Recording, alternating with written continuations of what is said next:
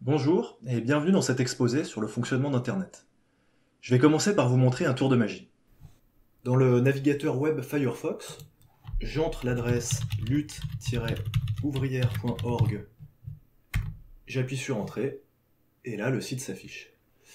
Je le refais si vous n'avez pas bien vu, je clique sur ce lien, et à nouveau, une page s'affiche. Alors peut-être que vous ne trouvez pas ça très impressionnant parce que vous le faites vous-même des dizaines de fois par jour. Mais en fait c'est un véritable tour de force. Pouvoir en une fraction de seconde récupérer un éditorial qui a peut-être été publié il y a seulement quelques minutes, et ce depuis le monde entier, comment est-ce que c'est possible? C'est grâce à Internet. Cet immense réseau d'ordinateurs reliés entre eux. C'est un outil formidable dont on aurait bien du mal à se passer aujourd'hui. Mais en fait, il n'a rien de magique. C'est une invention humaine qui offre les applications les plus précieuses, comme la collaboration scientifique internationale, mais aussi les applications les plus inutiles, voire nuisibles, comme la spéculation financière à toute vitesse. Ce qu'Internet permet de faire ou pas, c'est pas qu'une question de technique, c'est surtout une question de choix social. Le but de cet exposé, c'est de comprendre le fonctionnement d'Internet, son développement et les problèmes de sécurité qui peuvent se poser. Le fil conducteur, ce sera de découvrir ce qui se passe entre le moment où je clique sur le lien du site web et le moment où la page s'affiche dans mon navigateur.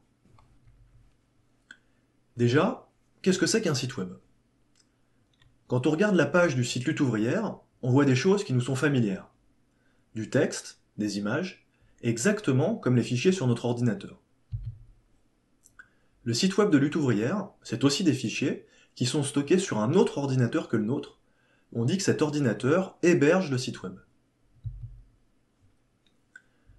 Alors comment est-ce qu'on accède au site web? À un bout, un utilisateur, qu'on va appeler Alice, demande à accéder au dernier éditorial du site de Lutte ouvrière. Sa demande, on dit une requête, est transmise via Internet à l'ordinateur qui héberge le site web. Ensuite, l'ordinateur renvoie le texte de l'éditorial, les images et le reste du contenu. Dans toute la suite, le but, ça va être d'affiner ce schéma, de comprendre ce qu'il y a dans le nuage. L'ordinateur qui héberge le site web, il est un peu particulier. C'est un ordinateur exactement comme le nôtre, il fait tourner des programmes, il a de la mémoire.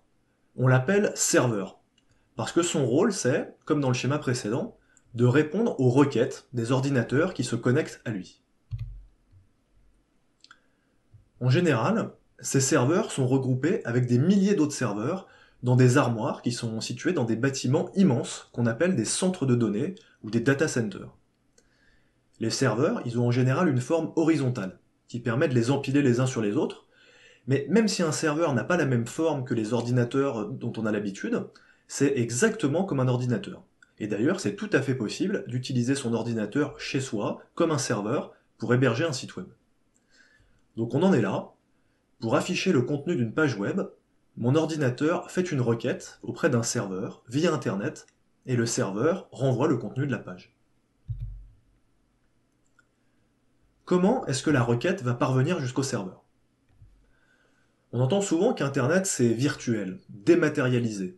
On parle du cloud, l'informatique en nuage. Et on peut parfois avoir l'impression que tout ça n'est pas réel. Mais en fait, si. Pour que des données circulent, si on regarde à une échelle microscopique, il faut que de la matière se déplace. Ça peut être des électrons, ces particules physiques dont vous avez sans doute déjà entendu le nom, qui créent un courant électrique quand ils se déplacent dans un fil de cuivre. Ça peut être aussi d'autres particules, qu'on appelle des photons, qui transportent la lumière dans les fibres optiques, ou les ondes électromagnétiques quand on se connecte en Wi-Fi ou en 4G. Pour faire circuler entre deux ordinateurs du texte, de la musique et même de la vidéo, on va encoder ces données en binaire. C'est-à-dire qu'on va les représenter sous forme de 0 et de 1. Ceux qui connaissent le code Morse, c'est la même chose. On peut représenter toutes les lettres de l'alphabet avec uniquement deux symboles, un point et un trait. Ici, c'est un 0 et un 1. Et ensuite, on va communiquer ces 0 et ces 1, par exemple dans un câble en cuivre, en alternant des périodes de temps où on fait circuler du courant et des périodes où le courant ne circule pas. L'ordinateur à l'autre bout du câble mesure le courant qui passe ou ne passe pas, et on déduit les 0 et les 1 qui lui permettent de reconstruire le texte, l'image ou la vidéo. Puisque la transmission des données se fait par un déplacement de matière, la vitesse à laquelle la transmission peut se faire est directement reliée aux propriétés physiques des câbles utilisés ou de la fréquence des ondes. On peut comparer la façon dont les transmissions se faisaient en 2000 et aujourd'hui. Je parle de la France, ou d'un pays riche similaire, les statistiques sont très différentes pour les pays pauvres. En 2000, les foyers en France reliés au réseau Internet s'y connectaient principalement via le réseau téléphonique, c'est-à-dire que les données échangées entre ordinateurs circulaient à travers les lignes téléphoniques. Si vous avez déjà entendu le son que je vais vous jouer, c'est probablement que vous avez utilisé ce type de connexion.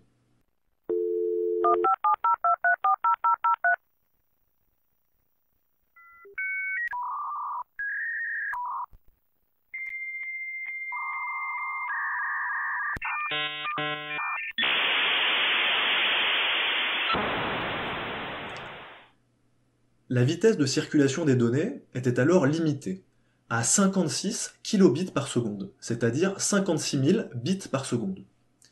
Le bit, c'est une unité de taille informatique, et pour avoir une idée, un fichier qui contient une seule lettre, il fait 8 bits. Une vidéo en qualité moyenne d'environ 1h30, c'est 700 mégabits, 700 millions de bits.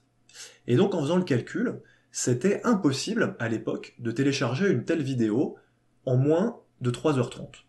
Et en pratique, ça prenait plusieurs dizaines d'heures.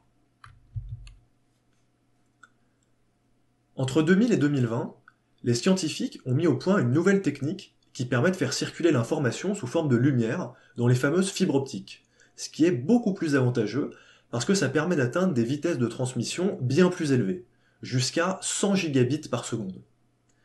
Le film qu'on mettait 40 heures à télécharger en 2000, on le télécharge aujourd'hui en quelques secondes. Ça a bouleversé notre usage d'Internet. On est habitué à regarder des films en streaming, c'est-à-dire qu'on ne télécharge pas la vidéo au préalable sur notre ordinateur, on la regarde en même temps qu'on la télécharge. Pour que ce soit possible, il faut que la durée de téléchargement du film soit inférieure à la durée du film. Si un film dure 1h30 et qu'il faut 40 heures pour le télécharger, on ne pourra pas le regarder en streaming. Il y aura forcément des coupures. Donc en 2000, compte tenu de la technique dont on disposait, c'était physiquement impossible de regarder un film en streaming. Si depuis des services comme Netflix sont apparus, c'est pas parce que du jour au lendemain, un génie s'est dit « Tiens, si on contournait les cinémas et la télévision en donnant accès à des milliers de films en direct aux internautes ». Ça s'est pas du tout passé comme ça. Pour que Netflix apparaisse, il fallait au préalable toute une évolution de la technique dans la transmission des données pour atteindre une certaine vitesse seuil. Bon, mais tout ça ne nous dit toujours pas comment la requête que j'adresse au serveur pour lui demander une page ou une vidéo lui parvient. Pour communiquer avec un autre ordinateur sur le réseau, la première chose à faire, c'est de savoir à qui s'adresser. Quand on téléphone à quelqu'un, il faut connaître son numéro pour le joindre. Et bien sur Internet, c'est pareil. Chaque ordinateur connecté dispose de l'équivalent d'un numéro qu'on appelle l'adresse IP. Si vous regardez cette vidéo en ligne ou que vous l'avez téléchargée, vous vous êtes connecté à Internet et donc vous avez vous aussi une adresse IP qui vous est fournie par votre fournisseur d'accès à Internet, que Orange, Free, Bouygues, etc. Vous pouvez facilement la retrouver en allant par exemple sur le site ipleak.net. Vous voyez que mon adresse IP c'est 58.92.13.221. Cette adresse IP, elle contient 4 nombres qui sont compris entre 0 et 255, ce qui fait en tout environ 4 milliards de possibilités. 4 milliards d'adresses différentes. Aujourd'hui, c'est plus assez pour attribuer une adresse à toutes les machines qui se connectent. Peut-être qu'en plus de votre ordinateur, vous utilisez un téléphone ou une tablette. Et donc pour fournir une adresse IP à chacune de ces machines, 4 milliards, c'est plus assez. Et il faut faire du rafistolage. Mais à terme, le format actuel des IP va être jeté à la poubelle, au profit d'un nouveau format pour offrir une plage beaucoup plus large. Alors on peut se dire que ceux qui ont inventé l'IP dans les années 1970, ils n'étaient pas très prévoyants. Il y avait déjà plus de 4 milliards d'habitants sur la Terre. Sauf qu'à cette époque, l'ancêtre d'Internet était utilisé par seulement quelques milliers d'ordinateurs pour des applications militaires.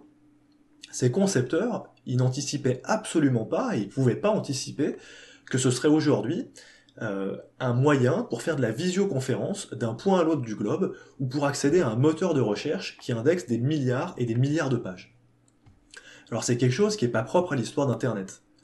Qu'on pense à l'invention du feu, de l'agriculture, de la roue, ces découvertes, elles ont été faites généralement parce que les sociétés humaines, elles avaient un problème particulier qu'elles ont résolu en utilisant les connaissances de leur époque, voire en les révolutionnant parce que ces connaissances, elles étaient plus adaptées, mais sans anticiper sur la suite.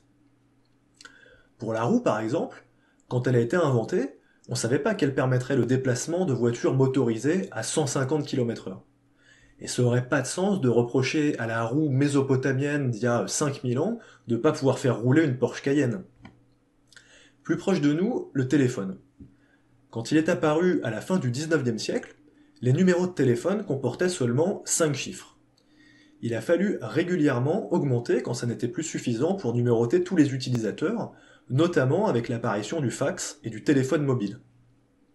Le numéro de téléphone à 10 chiffres, en fait, ça date de 1996. Les vieux crocodiles s'en souviennent peut-être. C'est aussi l'année de l'apparition du 06. Et en 2010, c'est le 07 qui faisait son entrée. Pour l'adresse IP, c'est pareil. Le format actuel, il a été inventé pour les besoins des années 1970, et jusqu'ici, les développeurs d'Internet, ils ont réussi à la rafistoler, et ça marche tant bien que mal. Mais d'ici quelques années, il va falloir l'abandonner, au profit d'un nouveau format, mieux adapté aux besoins actuels. Vous pouvez voir à quoi ressemblera une adresse IP dans quelques années. Elle est plus longue, et donc il y a plus de possibilités. Les ordinateurs, ils peuvent facilement retenir des longues séries de nombres, mais pas nous. Ce serait trop difficile de retenir l'adresse IP de chacun des sites qu'on visite. Pour nous faciliter la vie, il y a des annuaires sur Internet qui nous renseignent. Comme avant, pour le téléphone, il y avait les pages blanches. C'est la toute première étape pour envoyer une requête au serveur qui héberge le site de Lutte Ouvrière. Il faut que l'ordinateur d'Alice demande à un annuaire quelle est l'adresse IP associée à lutteouvrière.org. Et l'annuaire répond 5.135.94.231. Donc Alice connaît l'adresse de son destinataire, et elle a sa propre adresse IP, 58.92.13.221. Pour que la requête d'Alice parvienne au serveur, ça fonctionne un peu comme l'expédition d'un colis. Quand deux personnes s'envoient un colis, l'expéditeur le dépose chez un transporteur, et le colis est acheminé au destinataire en passant par plusieurs centres de tri. Et bien de la même manière, pour que la requête d'Alice atteigne le serveur, elle va passer par l'équivalent des centres de tri sur Internet qu'on appelle des routeurs. Ce sont des ordinateurs un peu particuliers dont le rôle est d'acheminer les requêtes entre l'expéditeur et le destinataire. L'ordinateur d'Alice transmet la requête à un routeur, qui à son tour transmet la requête à un autre routeur, qui va lui-même la transmettre, etc., jusqu'à arriver à destination. Ici, vous pouvez voir à quoi ressemblent des routeurs. Il y en a 4, empilés dans une armoire. À chaque routeur, on peut connecter 36 câbles réseau roses, capables de transporter chacun 100 gigabits par seconde de données. C'est-à-dire qu'avec ces 4 routeurs, c'est en théorie possible de fournir des vidéos haute définition en streaming à plusieurs centaines de milliers d'utilisateurs en même temps. Elles paraissent loin les années 2000. Et donc Internet, ça n'est jamais que cet ensemble d'annuaires et de routeurs interconnectés. Alors, comment est-ce que chaque routeur sait à qui il doit transmettre la requête? Autrement dit, comment trouver le chemin entre Alice et le serveur? Parmi les nombreux routeurs d'Internet, il y en a qui appartiennent aux fournisseurs d'accès Internet, Free, Orange, etc. Quand vous signez un contrat chez Free ou SFR, mettons Free, c'est Free qui vous donne votre adresse IP. Comme Free sait où vous habitez physiquement, les routeurs de Free sont capables de vous transmettre directement les requêtes qui vous sont adressées sans demander à un autre routeur. Donc si une requête qui vous est adressée parvient jusqu'à un routeur de Free, il saura vous la transmettre. Et ce que vont faire les routeurs de Free, c'est communiquer cette information aux autres routeurs d'Internet. Ils vont faire passer le message. Si tu as une requête pour 58.92.13.221, qui est l'adresse IP de Alice, alors passe-la moi, c'est Alice, je la connais, je saurai lui transmettre. Le routeur qui a eu l'information la transmet à son tour aux autres routeurs autour de lui. Les routeurs de tous les fournisseurs d'accès du monde font la même chose, avec aussi des routeurs qui appartiennent aux États. Et de cette manière, tous les routeurs d'Internet vont communiquer en permanence entre eux pour s'échanger des informations qui leur permettent de choisir au mieux le chemin à emprunter pour chaque requête. Alors vous le savez peut-être pas, mais chez vous il y a sans doute un routeur, le tout premier que vont emprunter les requêtes qui partent de votre ordinateur. Ce routeur, c'est votre box Internet.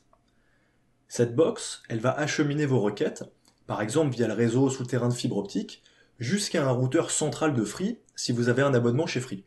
Et à son tour, ce routeur central va acheminer la requête jusqu'à sa destination, c'est-à-dire le serveur qui héberge le site lutheouvrière.org. Ici, vous voyez le chemin exact que suit la requête quand j'entre lutheouvrière.org dans mon navigateur. Pour vous, ce chemin, il serait différent. Elle passe d'abord par ma box internet, puis par 4 routeurs successifs de Free, dont le dernier est à Aubervilliers, puis enfin par 2 routeurs de OVH, l'entreprise qui possède le data center dans lequel se trouve le serveur qui héberge le site web de Lutte Ouvrière. Là, vous voyez que j'ai représenté une requête envoyée par Alice au serveur, mais sans faire figurer tous les routeurs intermédiaires pour clarifier le dessin. Mais on se souvient qu'ils y sont. Une fois que le serveur reçoit la requête, il doit la traiter. C'est-à-dire qu'il doit chercher sur son disque dur le contenu de l'éditorial, les images qui sont sur la page, et une fois qu'il a récupéré toutes ces données, il n'a plus qu'à renvoyer la page en utilisant exactement la même procédure qu'elle allait. La réponse va être transmise à des routeurs de proche en proche, et la page s'affiche dans mon navigateur. Alors vous voyez, j'ai mis à titre indicatif la durée de chaque étape. La requête met environ 5 millisecondes pour parvenir jusqu'au serveur. Le serveur met 200 millisecondes pour la traiter, puis la réponse met 15 millisecondes pour arriver jusqu'à Alice. Alors, sous quelle forme revient la réponse du serveur? Ce que je vois dans mon navigateur, c'est du texte. Mais pas simplement du texte brut, il y a une structure. Des titres, des paragraphes, des liens entre pages, même des images. Et pour décrire à mon ordinateur cette structure, le serveur va renvoyer la page dans un format, on dit aussi un langage, qui est fait pour ça et qui s'appelle HTML, pour Hypertext Markup Language. Alors quand vous faites du traitement de texte, les fichiers que vous manipulez ont un format document, .doc ou .odt. Quand vous utilisez un tableur, vous manipulez un format tableur, .xls. Et bien quand on manipule une page web, elle est au format HTML, .html. Dans le tableau, vous pouvez voir comment on écrit dans le langage HTML un titre. C'est simple, il suffit d'écrire le titre entre 2 balises H1. Pour le paragraphe, c'est la même chose avec des balises P. Et le lien hypertexte. Alors, vous savez, c'est ce texte sur lequel on peut cliquer avec la souris et qui nous emmène vers une autre page. Sa représentation en HTML est un poil plus compliquée, mais l'idée est la même. On utilise une balise A et on spécifie le texte du lien et l'adresse vers où il pointe. Dans mon navigateur web, je peux afficher le code HTML de la page que je visualise.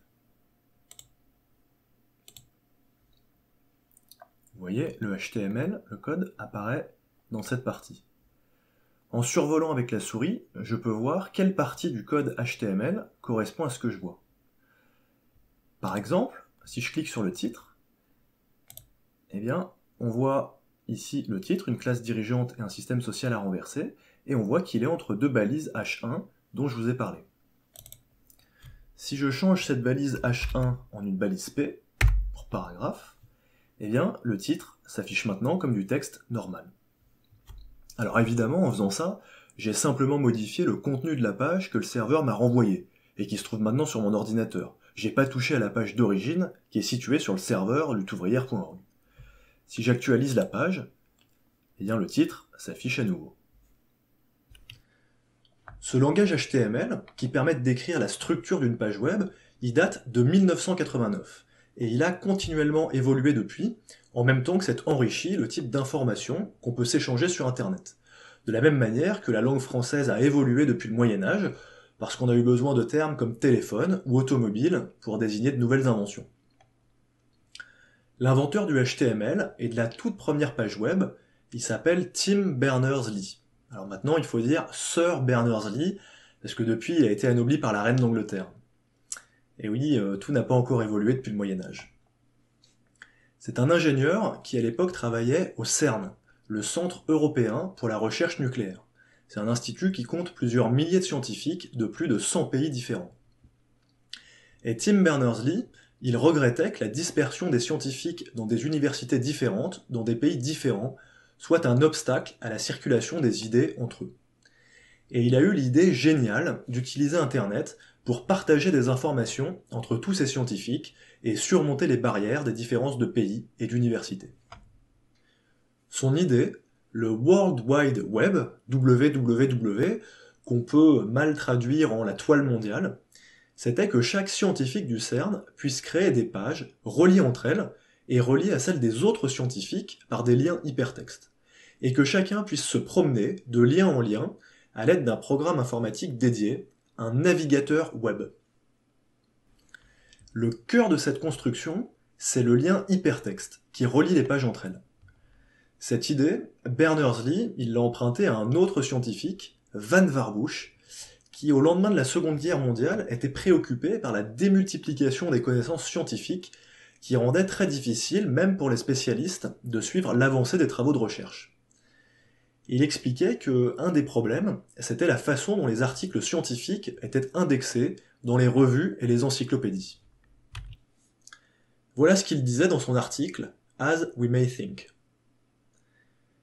Quand des données sont stockées, elles sont rangées dans un ordre alphabétique ou numérique. Le cerveau humain ne fonctionne pas de cette manière. Il agit par association. Il saisit un objet, puis saute immédiatement à un autre par association d'idées, en raison de l'organisation en réseau des neurones. Et il proposait un modèle imaginaire de machine, le MEMEX, pour Memory Extender, extenseur de mémoire, qui était une anticipation du navigateur web et du moteur de recherche, c'est-à-dire de Firefox et de Google. Pour que cette anticipation géniale voie le jour, il a quand même fallu encore 45 ans de recherche scientifique, notamment l'invention du transistor, ce composant électronique qui est présent aujourd'hui en milliers de milliards d'exemplaires dans chaque ordinateur. Depuis ses débuts, la toile s'est étendue bien au-delà de la communauté scientifique, au point qu'aujourd'hui, on confond souvent Internet et le web. En fait, Internet, c'est le réseau physique d'ordinateurs interconnectés. Le web, c'est le réseau des pages reliées entre elles par des liens et qu'on visite avec un navigateur. Donc quand on s'échange des messages WhatsApp sur son téléphone, eh bien on passe par Internet, mais on n'utilise pas le web. Pour les amateurs d'archéologie, voilà à quoi ressemblait le tout premier site web de Tim Berners-Lee. Aujourd'hui, ça nous paraît fade, uniquement un titre, du texte et des liens. Et pourtant, c'était une innovation brillante qui a posé les jalons de Facebook, Google et des autres. Cette première page ne contient pas d'image. En fait, ça n'était même pas prévu par le langage HTML à l'origine. Ça n'est venu que plus tard, en 1995, lorsque la balise image a été ajoutée. Et dans les discussions entre développeurs de HTML à l'époque, l'un d'eux s'était opposé à l'introduction de la balise image en disant « Si aujourd'hui on ajoute une balise image, alors la semaine prochaine quelqu'un proposera d'ajouter une balise audio. » Et effectivement, en l'espace de 25 ans, HTML s'est vu augmenter non seulement d'une balise audio, mais aussi d'une balise vidéo, et de plein d'autres encore qui correspondent à des usages qui se sont développés depuis. Alors je vais terminer en parlant rapidement de sécurité. Rappelez-vous, quand ma requête est transmise au serveur, elle va passer de routeur en routeur pour être acheminée. En fait, une requête, elle contient généralement un peu plus que simplement la page à laquelle je veux accéder. Par exemple, si j'essaye de me connecter à ma boîte mail, en plus de la page, je vais devoir fournir dans ma demande mon nom d'utilisateur et mon mot de passe, pour prouver au serveur mon identité. un routeur par lequel la requête va transiter voit mon adresse IP et celle de mon destinataire, et comme une adresse IP identifie quelqu'un, eh bien, le routeur sait sur quel site je me connecte. Par défaut, il peut même avoir accès au contenu de la requête, c'est-à-dire au nom d'utilisateur, au mot de passe, et aussi au contenu de la réponse. Quand je dis que le routeur a accès à ces informations, ça veut dire que l'entreprise qu'il possède y a accès, et peut éventuellement partager ces informations avec d'autres entreprises ou avec des États. Mais un routeur peut faire plus que lire le trafic. Il peut aussi le modifier. Normalement, quand Alice demande le dernier éditorial, la requête est acheminée jusqu'au serveur de Lutte ouvrière, et la réponse lui parvient. Mais rien n'empêche un routeur malicieux sur le trajet de modifier le contenu de la réponse et de renvoyer un faux contenu. Alice, elle pensera qu'elle a lu le dernier éditorial, et en fait, pas du tout. On appelle ça l'attaque de l'homme du milieu. Alors ça peut devenir vraiment embêtant quand on échange sur Internet non pas des articles publics, mais du contenu privé comme des emails. Ça a été une préoccupation dès le milieu des années 1980, notamment pour les milieux d'affaires, parce qu'ils commençaient à avoir recours à Internet et ils étaient soucieux de préserver leurs secrets commerciaux vis-à-vis de leurs concurrents. Il y a un programme de recherche pour sécuriser les communications qui a été lancé à l'initiative de la NSA, qui est une agence de renseignement américaine, avec l'aide d'entreprises comme IBM, Motorola ou Bell Labs. Voilà comment ils motivaient leurs travaux. Pendant les années 1980, il y a eu une explosion de la quantité d'informations qui circulent dans les systèmes informatiques. Malheureusement, ça ne s'est pas accompagné de mesures de sécurité pour protéger les données. L'exploitation de nos communications par d'autres pays pourrait menacer notre avantage dans la compétition économique internationale. Alors les États-Unis n'ont pas du tout le monopole de l'espionnage industriel, tous les États y ont recours, dont l'État français, avec certainement moins d'efficacité parce que moins de moyens financiers et militaires. Mais l'intention est la même. Ces travaux de sécurité informatique, ils ont abouti, et aujourd'hui, une bonne partie du trafic sur Internet se fait de façon chiffrée. C'est-à-dire que le contenu des messages échangés n'est lisible que par les interlocuteurs. C'est le cas lorsque, dans votre navigateur, vous voyez à gauche de l'adresse du site un cadenas vert. Les routeurs qui transmettent la requête et qui renvoient le contenu ont toujours accès à l'adresse IP de Alice, à celle de son destinataire, mais le reste leur apparaît comme du texte indéchiffrable. Donc si Alice ouvre sa boîte mail Google dans son navigateur Internet pour lire ses mails, il n'y a que elle et Google qui peuvent lire le contenu. Alors ça permet aussi, sinon de neutraliser, en tout cas de rendre beaucoup plus difficile un certain nombre d'attaques, dont celle de l'homme du milieu que je vous ai montré. Alors, la façon dont se fait le chiffrement des données quand elles circulent sur Internet, c'est solide, c'est vérifiable, c'est-à-dire que le code des programmes qui effectuent ce chiffrement est consultable par tout un chacun, y compris par des experts en sécurité qui ont intérêt à ce que ça fonctionne correctement. Mais c'est déjà arrivé de trouver des failles de sécurité, même dans les programmes de chiffrement qu'on pensait absolument sûrs. En 2014, Google a découvert une faille dans un programme de chiffrement utilisé par la quasi-totalité des serveurs informatiques. Cette faille, elle était présente depuis 2012, et des journalistes ont affirmé qu'elle avait été exploitée par la NSA, l'agence de renseignement américaine. Mais de toute façon, on a beau utiliser les applications les plus sécurisées, celles qui promettent le chiffrement le plus robuste, même quand c'est vrai, ça n'empêche pas que si quelqu'un regarde par-dessus votre épaule et vous voit taper sur le clavier, alors il connaîtra le contenu du message. Et plus généralement, les spécialistes de sécurité informatique, ils considèrent que si quelqu'un a eu un accès physique à un ordinateur, alors il peut tout faire, tout déchiffrer, ne serait-ce que parce qu'il a pu installer dans le clavier un petit dispositif électronique qui enregistre toutes les touches qui sont tapées et qu'on peut consulter plus tard. Glenn Greenwald, c'est un journaliste américain qui a eu accès aux révélations du lanceur d'alerte Edward Snowden. Eh bien, ce journaliste a révélé que la NSA intercepte des colis postaux de matériel informatique, les trafique, puis réexpédie le colis ni vu ni connu. Et face à ça, même le meilleur programme de chiffrement, il est impuissant. Alors, pour terminer cet exposé, je voudrais vous montrer un exemple de chose qui peut se passer, non seulement si quelqu'un a eu un accès physique à votre ordinateur, mais même sans ça, si votre ordinateur a été contaminé, lui aussi, par un virus qui permet à un pirate d'accéder aux fichiers de l'ordinateur. Alors mettons que vous avez un compte sur le site du journal lemonde.fr. On peut se connecter en donnant son email alice.exposé-hello@protonmail.com, mot de passe alice 1, 2, 3, 4. Donc en validant, on va envoyer une première requête au site web avec l'email et le mot de passe. Et c'est bon, le site nous a reconnus, il sait qui on est.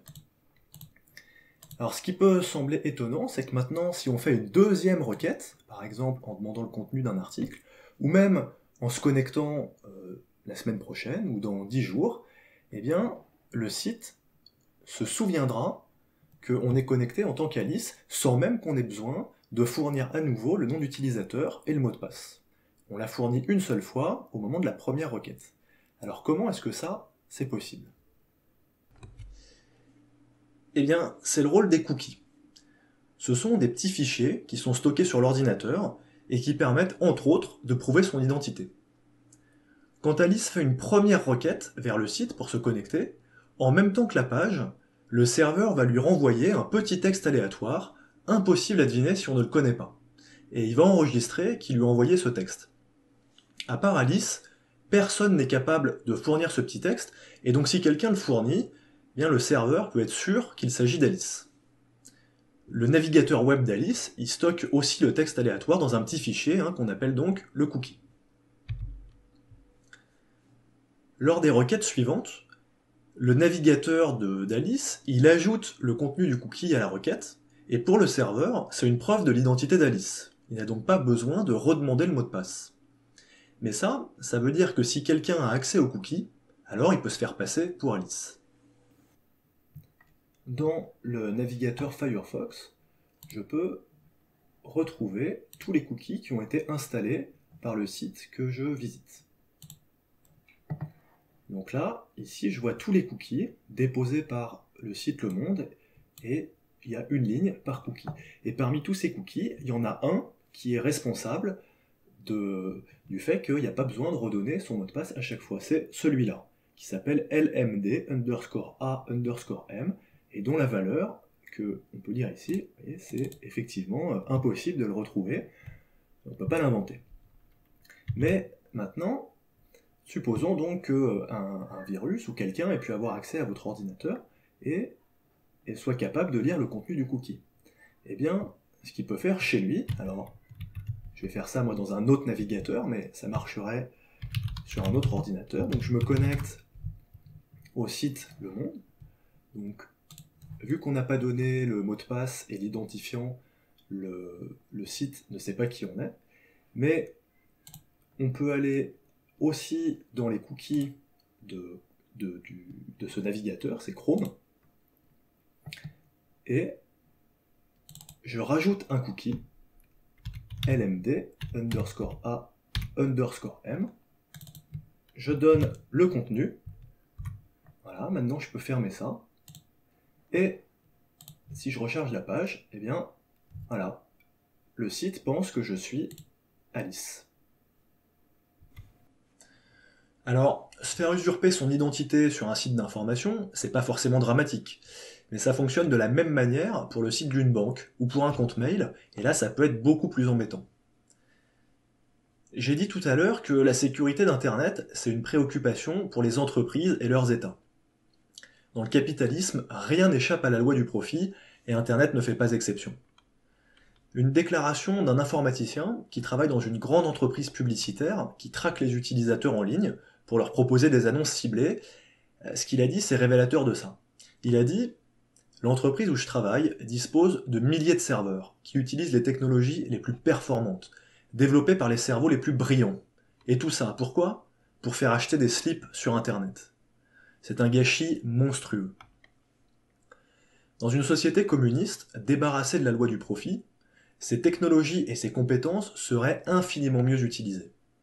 Elle pourrait par exemple permettre d'anticiper les épidémies de grippe et de suivre leur évolution en analysant le nombre de fois que nez qui coule ou mal à la tête a été saisi dans un moteur de recherche, et en combinant ça avec les statistiques des hôpitaux. Ces technologies, elles permettraient non seulement d'anticiper, mais elles seraient un point d'appui formidable pour produire et acheminer correctement les médicaments. Plus largement, dans une économie socialiste, un réseau comme Internet pourrait être un outil dont n'auraient même pas rêvé les révolutionnaires du passé pour recenser les besoins humains et y répondre en planifiant la production. Mais pour ça, il faudra d'abord renverser le capitalisme et faire la révolution. Et ça se fera pas sur Internet.